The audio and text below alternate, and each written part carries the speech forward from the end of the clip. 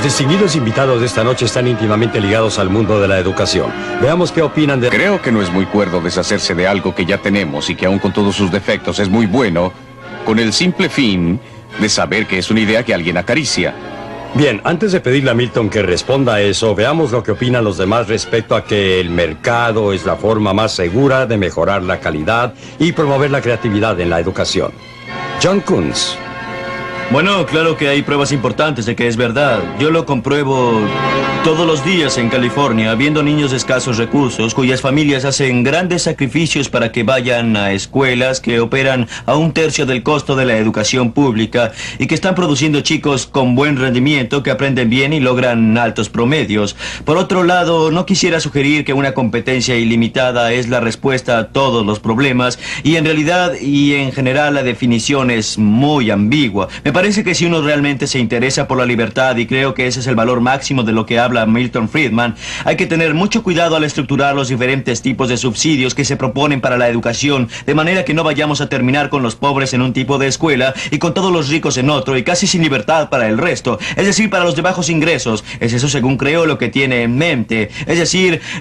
No creo que tenga en mente ese resultado. Lo que tiene en mente, a lo que aspira, es a la libertad, pero esto va a necesitar que sepamos cómo hacerlo para que funcione.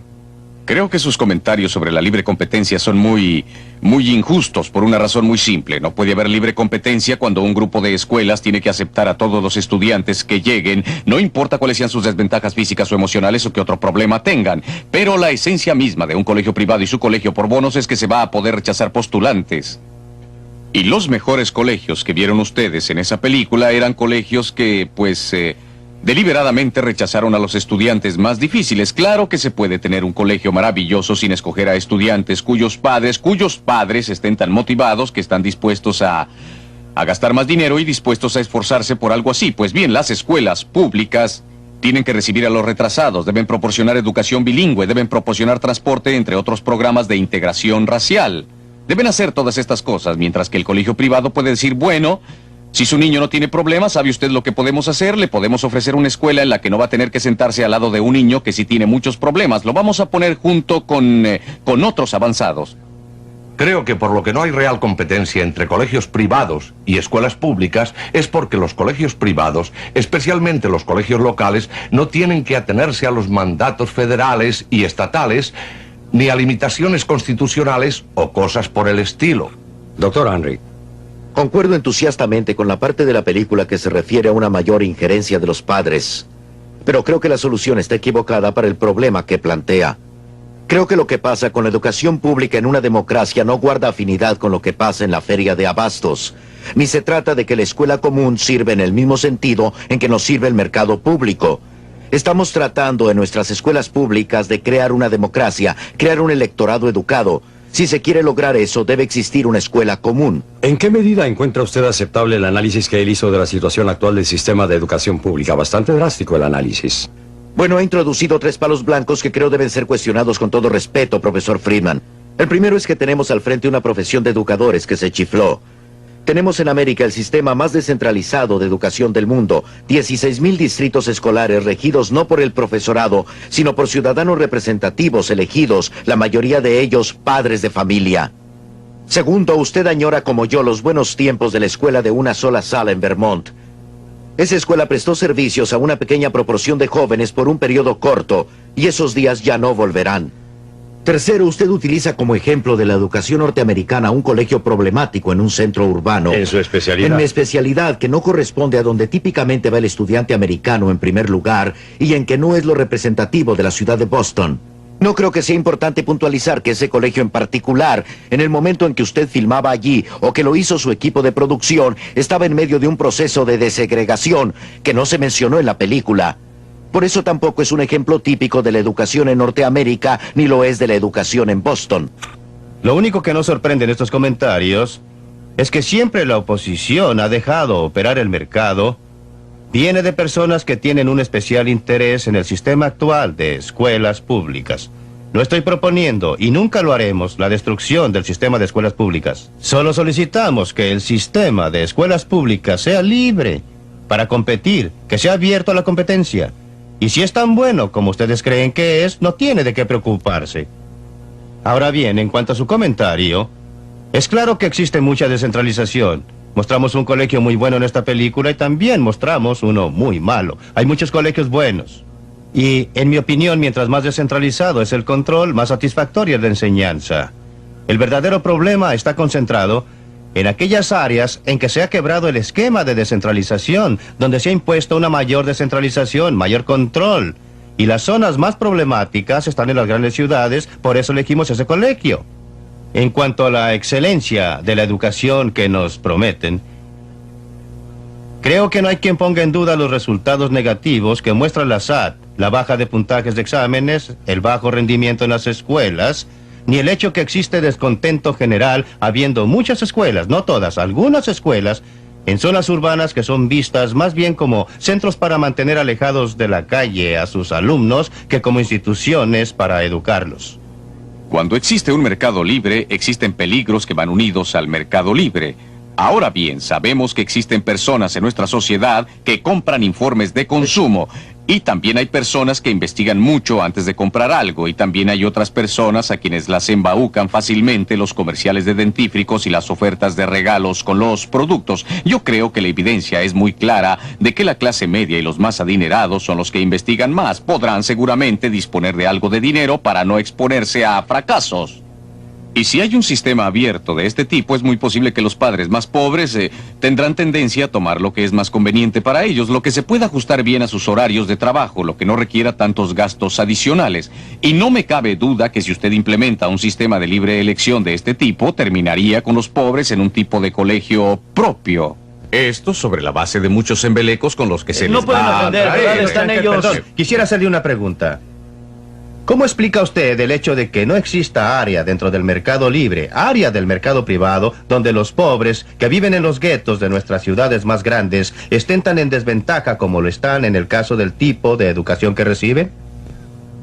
Quisiera que me indicara algún otro caso del mercado privado. No tienen tantas desventajas respecto a los supermercados en que pueden comprar. No están ni siquiera en tan desventaja respecto al tipo de vivienda que pueden ocupar como lo están respecto al tipo de educación que pueden dar a sus hijos. ¿Cómo es Disculpe, posible? pero no creo que tenga pruebas de todo eso. Pero están tratando de salir de eso. Están tratando desesperadamente de zafarse. Familias con ingresos bajos quieren conseguir lugar en las escuelas locales de que usted Exactamente, habla. y están si tratando de salir de los barrios pobres y de irse a barrios con mejores vecinos. Si lo están tratando de hacer muchas mejor, cosas. claro, lo están tratando de hacer mejor. Sin embargo, en un régimen de escuelas de libre elección usted encontraría una variedad mucho mayor, a mi juicio. Mucho menos segregación por clase social y económica del que existe hoy día, porque... Doctor Milton Friedman simplemente no se sostiene y justamente Perdóneme. por los ejemplos que cita. Perdóneme. Sucede que ahora mismo las personas de bajos ingresos no tienen alternativa fuera de la escuela local como O sea usted que toman pretende. a todos los niños que quieren ingresar. Y la razón es que es muy difícil vender algo cuando los demás lo están regalando. La persona que quiere enviar a su niño a otro tipo de escuela tendrá que pagar el doble, una vez por vía de impuestos y la otra porque le cobran. Con el tipo de esquema de bonos que Jack Kunz y yo apoyamos, se eliminaría esa dificultad. Tendrían una situación en que las personas de ingresos bajos tendrían la posibilidad de regatear, la posibilidad de elegir, que siempre hemos tenido los que estamos en grupos de ingresos altos. Quiero cambiar a John Kunz. John Kunz, quiero que usted hable ahora. Sé que usted aboga por el sistema de bonos. ¿Podría describir el caso desde su punto de vista? Sé que tiene diferencias de opinión con Milton, pero quiero que nos diga algo. Lo que estamos haciendo en California es hacer que esto cambie, que sea posible un cambio, proponer un cambio en que gente de ingresos menores pueda obtener información conjuntamente con la oportunidad de ir a cualquier escuela que elijan y de obtener medios de transporte para llevarlos allá. Por supuesto que necesitan información, cualquiera la necesita en un mercado y necesitan información que venga de fuentes independientes, no de las escuelas mismas, y es así como está diseñada la iniciativa, que venga de fuentes independientes. Pues bien, creemos que la gente común tendrá un mejor juicio sobre lo que conviene a sus hijos, dónde deben ir si tienen acceso a una buena información profesional.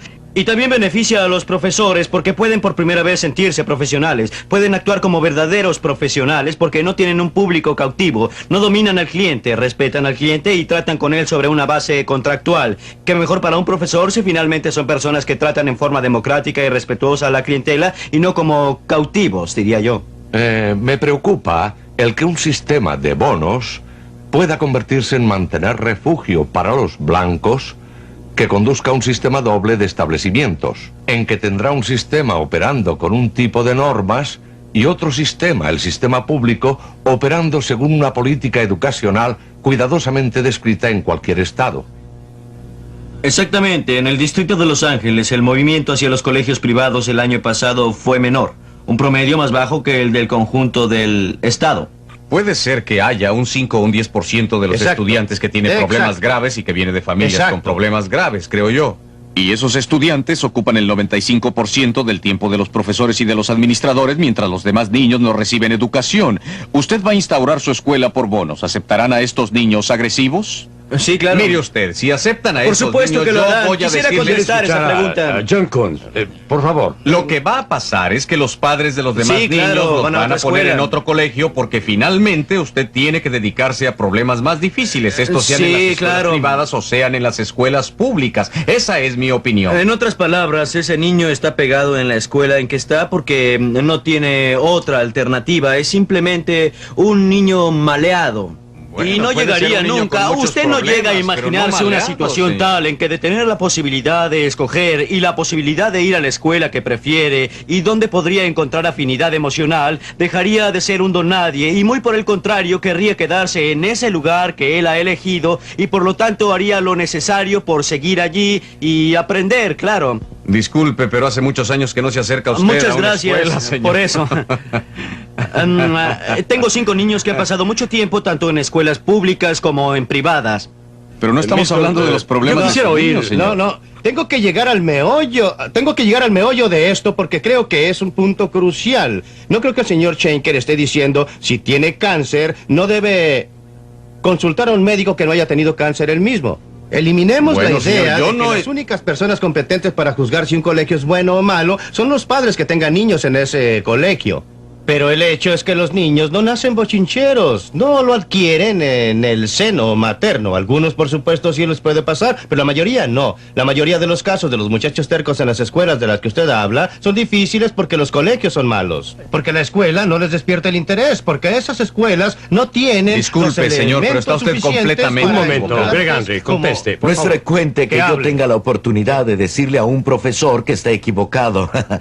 Con todo respeto, profesor, los problemas que se ven en las escuelas urbanas de este país no son problemas escolares, son problemas de pobreza y son problemas de lo que pasa cuando por razones demográficas y sociológicas y económicas en un país como el nuestro se comienza a concentrar a esas personas que son pobres en las partes céntricas y más viejas de las ciudades de nuestro territorio.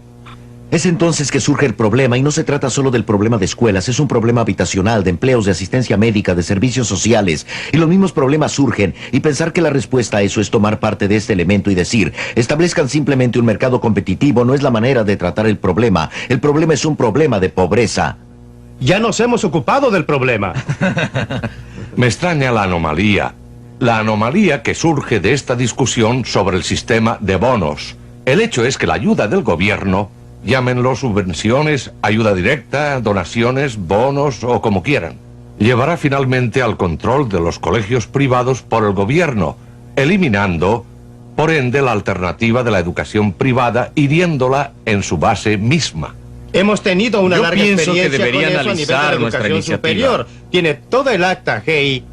¿Condujo en realidad el acta GI a un control de todos los colegios? Existe una diferencia fundamental entre que el gobierno le dé dinero a una institución, a una escuela, lo que efectivamente conduce a un control directo, y el que el gobierno dé dinero que sea usado por la gente. Los cupones de alimentos no determinan lo que comprará la gente con esos cupones. Puede ser un programa bueno o uno malo, eso no es mi punto. Mi punto es que no se debe subestimar la crucial diferencia entre proporcionar dinero para que los padres la gasten siguiendo su propio criterio y proporcionar dinero a instituciones como las escuelas que se gasta y se expone a los conflictos con profesores de escuelas y también con otros. Usted usa a Dartmouth como ejemplo. Yo creo que mi preocupación respecto de los sistemas de bonos, los varios que han sido propuestos, no es por el postulante que es aceptado en Dartmouth, sino por los 8 postulantes que no son aceptados en Dartmouth. ¿Qué va a pasar con esos o ese grupo de jóvenes? ¿Se puede concebir una feria sin mercado donde no hay nadie que no compre leche? ¿Pero qué hay de ese joven que queda rezagado, ¿Qué hay de ese joven que constituye un riesgo? Me parece que algunos de los líderes más importantes de este país han sido personas que hubieran sido rechazadas por Dartmouth y por la mayoría de los colegios del Ivy League. Oigamos otras opiniones, solo quiero Milton. comentar, porque tengo que comentar sobre dos puntos. El que hizo al principio respecto de la pobreza y sobre todo Dartmouth es uno de los mejores ejemplos de colegios privados. UCLA es uno de los mejores ejemplos de colegios estatales. Es por eso que los elegimos. Hay muchos otros colegios privados que no son tan selectivos y que no están al alcance de aquellas personas que no logran entrar en Dartmouth.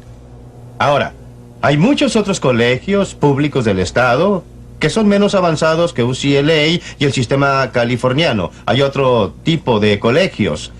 Pero la diferencia entre los dos es la misma en los niveles más bajos. Ahora quisiera hacer un comentario para volver a su punto sobre la pobreza. Y es que, primero que nada, hay otros programas secundarios que se encargan de ello. Segundo, es que no debemos subestimar el papel que juega la mala educación proporcionada por nuestro mecanismo gubernamental actual en la generación de la pobreza. Ha sido la fuente principal.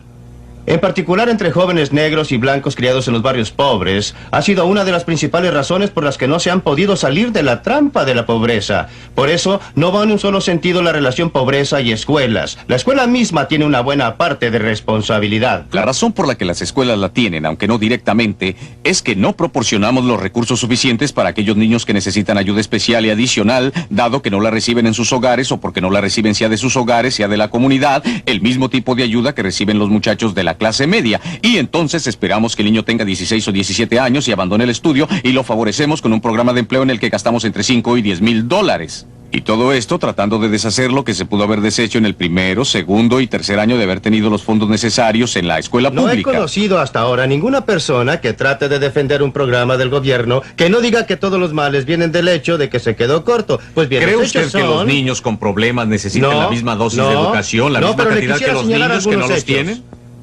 El número de estudiantes en colegios ha ido decreciendo. El total de los gastos por concepto de colegios, tomando por supuesto en cuenta la inflación.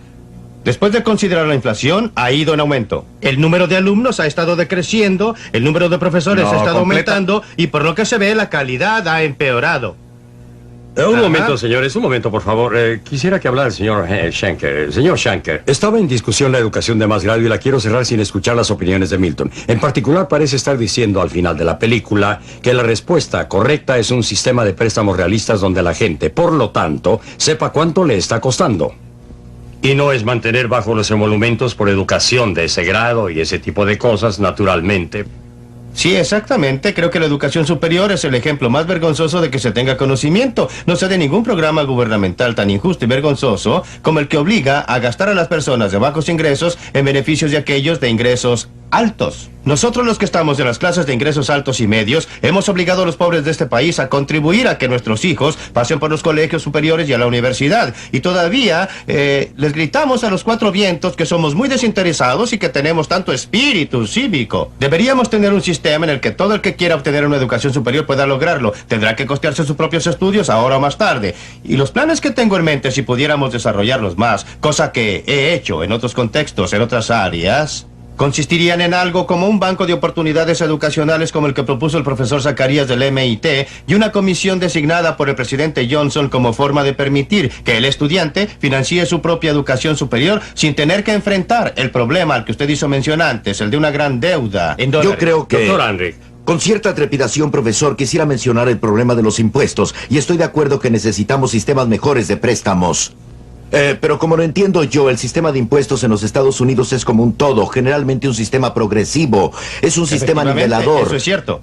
Y para llegar a la conclusión No lo es, el- está escrito, pero usted tiene que ver los hechos. Deje que él exponga su punto. Bueno, lo que trato de decir es que un sistema en el que el más rico o la clase media paga más impuestos que aquel que gana menos, decir entonces que los pobres financian la educación pública superior de la que disfrutan los Es jóvenes cierto. de clase media, y dicho sea de paso, muchos jóvenes pobres también, no calza por lo menos con mi conocimiento del sistema de impuestos. Ahora bien, yo no soy economista, lo admito. Pues sucede que se han hecho algunos estudios muy minuciosos exactamente sobre lo que usted describe, y hay uno especialmente minucioso para California y otro para el estado de Florida, y demuestran, y no crea que es una muestra menor, que si se toma el total de los gastos por concepto de educación superior que llega a beneficiar a la clase baja y el total de impuestos que ella paga y va a parar a la educación superior, la clase baja está pagando más de lo que recibe y la clase alta está recibiendo más de lo que está pagando por ella, por esa educación. Pues bien, yo mismo soy un beneficiario de este subsidio. Soy uno de los peores casos que se conocen. Fui a una escuela del estado, Rutgers University. Fui con una beca estatal. Los pobres giles en el estado de Nueva Jersey pagaron mis estudios superiores. Personalmente considero que fue una buena cosa, pero hay muchos que opinan distinto. Y aunque pienso que es bueno, no veo ninguna razón por la cual no se me exija la devolución de ese dinero. Individuos que persiguen sus intereses individuales, autónomos, también proporcionan beneficios públicos. Por supuesto que creo que el público se benefició con que yo recibiera una educación, pero el principal beneficiado fui yo. Yo fui el que obtuvo provecho. Yo fui el que logró el mayor Sabemos ingreso. que usted se benefició. Yo sé que me beneficié, no sé respecto al público. Quisiera que los demás opinaran sobre la idea de alejarnos de la educación estatal a nivel superior que se basa en bajos emolumentos en las universidades de los estados en favor de un sistema de préstamos. Esta teoría ha sido discutida en muchos otros países.